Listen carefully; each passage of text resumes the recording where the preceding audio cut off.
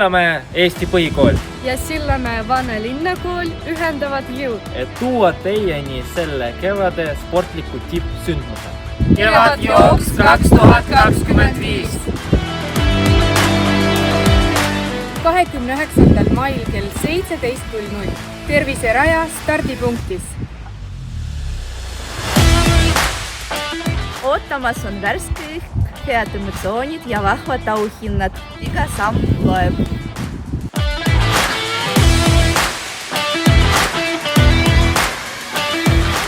Riietu sportlikult teeme ühes soojendus, mis algab 16.50 ja start on kell 17.00.